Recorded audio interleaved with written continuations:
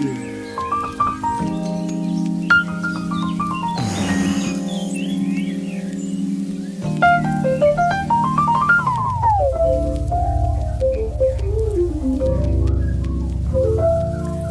حالت چطوره؟ بیگ اسموک. خب ببینم نوشیدنی چی داری؟ خانم ببخشید نوشیدنی. سوجه پخمه زدی ماشینمو داغون کردی. اون بار که منو 1000 بار زدی به درخت سیجه.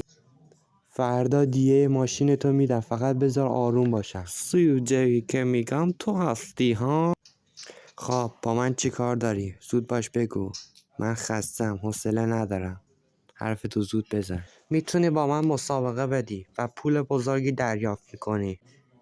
تا پشت کوچه مسابقه میدیم ببینیم کی میبره آقای تیشرت آبی. فعلا که من جلو هستم. ها لعنتی الان میگیرمت کثافت. ماشینم ترمز بالید. وای